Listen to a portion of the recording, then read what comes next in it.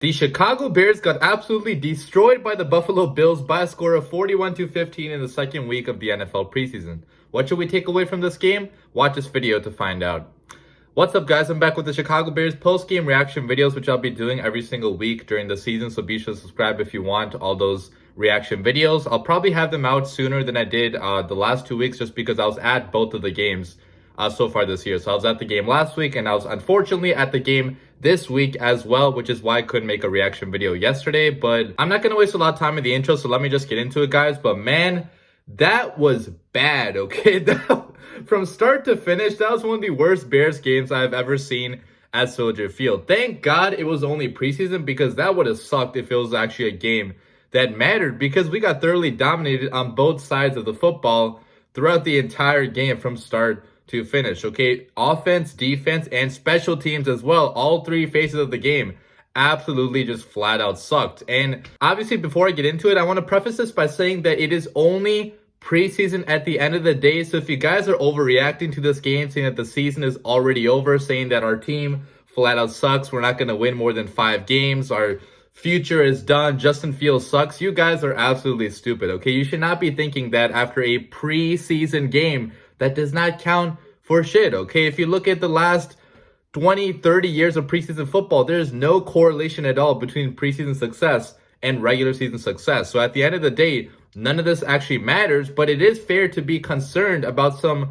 themes that are kind of, carrying on from last few seasons as well, okay? Matt Nagy's inability sometimes to get this team ready to play football. Looking at our depth on our team as well, the depth on the offensive line really isn't there, because our backups on the O-line yesterday, they flat out sucked. Okay, Elijah Wilkinson got blown up pretty much the entire game. Latavius Simmons was not that good either. Both Andy Dalton and Fields struggled with the pressure in their face because they really had no time to throw the football like the majority of snaps they're taking. So, coaching had some issues. Offensive line had some issues. Our defense had poor tackling efforts. Like, nobody actually wanted to tackle the ball carrier. Special teams was horrible the entire day, giving up big returns practically every single time we punted the football. So there was a lot of bad to take away from the game yesterday. But again, keep in mind, it is only preseason, okay? So do not overreact just yet. But talking about some of the bad guys, the first thing I want to bring up is that obviously Matt Nagy had a terrible day coaching yesterday, okay? And that's something you guys should be concerned about, at least to some extent, even if it is preseason, because it's kind of carried over now from previous years as well, okay? Going into this year, there were a ton of question marks about Matt Nagy's ability to call plays, because you saw last year he was pretty much forced to hand over play calling duties to his offensive coordinator, and he took them back this year because he wants to try it out again with his new quarterbacks, right? To prove that his system, his play calling actually works. And maybe it will work, okay? Because it is only preseason right now. He doesn't have his top weapons yet. He doesn't have A-Rob out there. Mooney was not out there either. Cole Kmet was not out there. Jimmy Graham was not out there. Dave Montgomery was not out there. Jason Peters, starting left tackle. Jermaine Ifedi. We had a ton of people out, okay? So this is in no ways like our real offense. So maybe it will work in the regular season, but what I saw out there yesterday, guys, that was not encouraging whatsoever, okay? There's no cadence to the offense, no rhythm. There's no creativity in the play calling. It was pretty much the same vanilla plays that I guess it's okay to call those in preseason, because a lot of coaches don't show their entire playbook in the preseason. But it's something that we've seen in the past in the regular season with Matt Nagy as well, which is why Bears fans are kind of worrying about it, okay? Are we going to see another wasted year from Matt Nagy on this offense, okay? Another year of crazy play calls on 3rd and long, okay? Because we did not convert a single 3rd down in this entire game, I believe. So 3rd down play calling was pretty poor. Play calling in general was pretty bad throughout this game, because there was no consistent scheme that we had. It just seemed like a variety of just jumbled up random plays that had no flow to them, which I get. It is only preseason, okay? It's going to be a vanilla offense right now. You're not showing your whole card yet. But what if that happens in the regular season as well, like it's happened in the past? That's what I'm worried about right now. So obviously not a good day of coaching by Matt Nagy. Not a good day of coaching, I think, by Sean Desai on the defense as well, guys, because there's practically no effort out there at all from the defensive end, okay? I get that there was mainly starters out there playing, so guys like, Khalil Mack, Eddie Jackson, Jalen Johnson, they're not going to be going full 100% just yet, because they don't have a reason to right now, right? It's only preseason. None of this actually matters. So you're not going to try the hardest you can. But some of the tackling effort I saw, guys, it was just straight up embarrassing, okay? At least give somewhat of an effort, okay? Eddie Jackson was not even trying to tackle out there. Our middle linebackers, our backup middle linebackers, obviously Roquan Smith and Danny Trevathan were not playing, but our, guys like Christian Jones, like Alec Ogletree, they weren't looking all that great out there in coverage, okay? So linebacker play was pretty bad. Cornerback play also was not the best either, okay? Jalen got burnt, I think, once, but besides for that, Jalen was pretty rock solid. But besides, Jalen Johnson,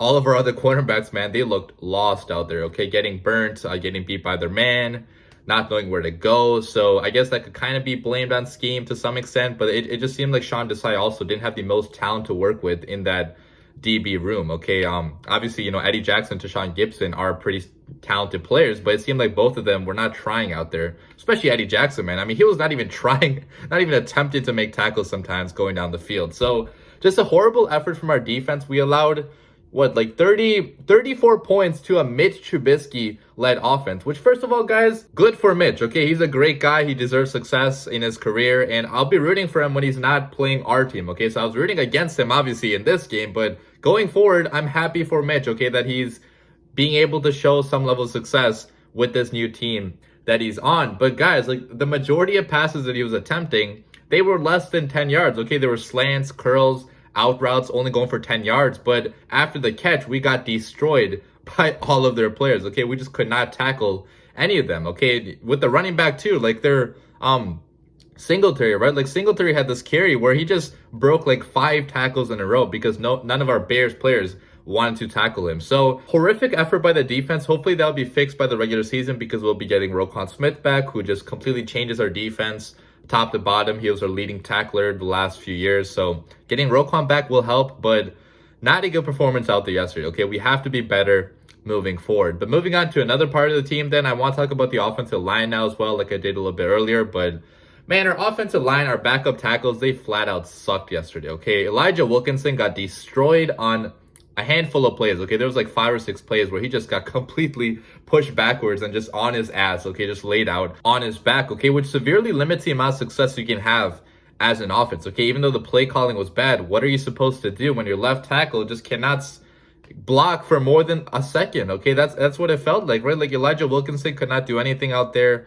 against the Bills defense. Latavius Simmons had some pretty bad moments as well. Our interior was looking a little bit stronger, but they also had some moments where they were not doing well either. So O-line should be somewhat of a concern for us this year. I think it will get a lot better with Jason Peters in there, starting left tackle probably with, Jermaine Ifedi on the right side, who had some pretty good games going down the stretch last year. And hopefully we can get Tevin Jenkins back at some point this year. So long term, I think we will be fine. But right now with the banged up O-line, it's not performing that well, okay? And it really showed out there on the football field, okay? So not a good day by the O-line. I do want to talk about Andy Dalton next because a lot of people have been, kind of questioning now, should Andy Dalton even be the starting quarterback, okay? And I think that's a fair question to ask at this point in time because there really hasn't been a single thing that Andy Dalton has done that makes me think he's a better quarterback right now for the Bears than Justin Fields. And I totally get he was not put in a very good position to succeed out there yesterday by Matt Nagy, okay? The play calling suspect, the offensive line pretty suspect, but the plays that Dalton was able to make,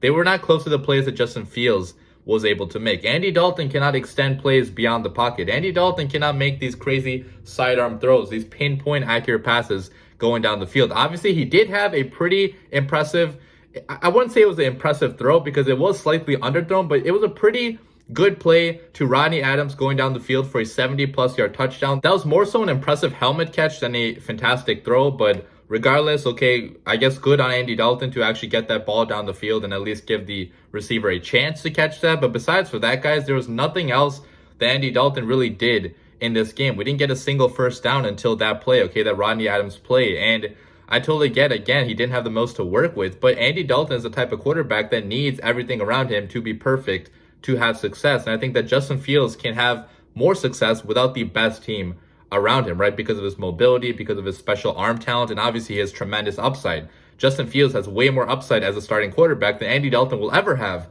for the Chicago Bears. So looking at Dalton's stat line then, he had 146 passing yards, 1 passing touchdown, 1 bad interception, which he threw right before the half where he's trying to force the ball into nowhere. There was 1 receiver there and almost 3 DB. So that was a bad ball by Dalton. But overall, what else can I say about his performance. It was not really anything that made me think he was a good quarterback. He obviously didn't do, I guess, horrible either, because he didn't have the most to work with. But this is the type of quarterback that Andy Dalton is, okay? A mediocre quarterback at the very best. And honestly, guys, at this point, Bears fans are sick of watching mediocre quarterback play in this city. Now, Matt Nagy is still insistent that Andy Dalton is going to be the starting quarterback week 1 because he said that he doesn't want to take away anything from preseason. So even though Dalton hasn't looked all that great yet, he still wants him to be the starting quarterback for week 1, even if Fields could probably give us a higher chance of success, which I guess that's his call. I think it's a stupid call to not even give Fields a chance to earn that starting job, because Fields has not played with the ones at all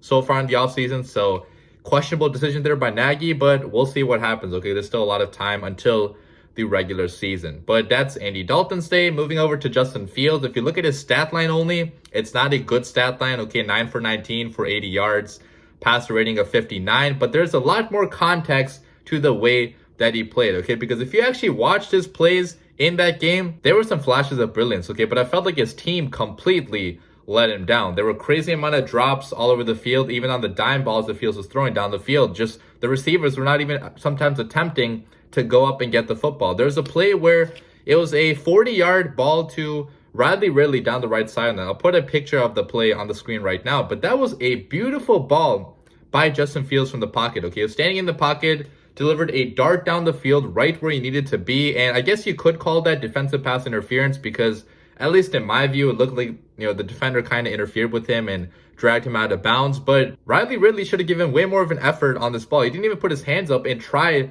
to catch it or try to draw the pass interference. He just let the ball go, go incomplete, which A-Rob would not do. Darnell Mooney would not do. So it's like throws like this that are so special that with our starting offense, those actually would have been big time plays. Another one on 3rd and 3, Fields had a nice pass over the middle to keep the chains moving, but Rodney Adams just flat out dropped that ball. Okay, so even though Rodney Adams had a good day overall yesterday, he had a pretty crucial drop on 3rd and 3, which ended the drive and resulted in a punt. So that's a killer. Okay, you don't know what could have happened on that drive, and you'll never know because his receiver dropped an easy pass to keep the chains moving. He also had a nice 25-yard pass to John V. Johnson in between defenders on the left sideline, but John V. Johnson could not come down with that catch because, again, he is a backup level talent. Okay, a guy like A-Rob or Mooney probably would have caught that football. So there's just like so many throws that honestly should have been caught if the receiver talent was a lot better. He did have a nice completion though down the left sideline to Jesse James, where that was a great ball. Pressure was about to come in there, but at the last second, Fields releases that ball. It's a little bit out of his reach, but Jesse James extends to make that catch, and that was just the big time play that Fields is capable of making on this offense. And if we had starters out there, A-Rob and Mooney, we could have seen a lot more of those big time plays. So even though Fields, if you look at his stat line, did not have the best day, and obviously he did have some missed throws on his end as well, which he just flat out missed, some rookie mistakes as well. Okay, that one play where he got blown up on, where he got his head pretty much taken off, which, by the way, that was a dirty ass hit by number 59, who's still celebrating on Twitter right now on making that hit, calling it a clean hit for some reason. So that guy is I'm not going to say anything, I don't want to get demonetized, but that guy's a loser. But Fields could have changed the protection up front to prevent that play probably from happening. But like, besides those mistakes, like if you look at the context in which Fields played, I think he had a pretty decent day overall. And I'm still very excited about the future of this young quarterback. But yeah, guys, that's pretty much all I took away from this game. Obviously, we did have some pretty good individual performances as well, which I didn't talk about that much. But Caleb Johnson was out there making plays, recovering 2 fumbles. Kyrie's Tonga, as usual, looks great out there. Okay, he looks way more talented than the average 7th round pick. So I think that's another one of those fantastic late round Ryan Pace picks. Rodney Adams, man, he couldn't make the team now because he had another play now, back-to-back weeks now, where he's made big-time plays, okay? So Rodney Adams could be making that final roster spot over a guy like Javon Wims, right? Because Javon Wims didn't even play out there yesterday. But that's pretty much going to wrap up my video. Obviously, not a good game at all by the Chicago Bears. It was a pretty embarrassing effort from top to bottom, but thank God it is only preseason, okay? So do not overreact just yet. Let me know what you guys think in the comments down below, but as always, bear down.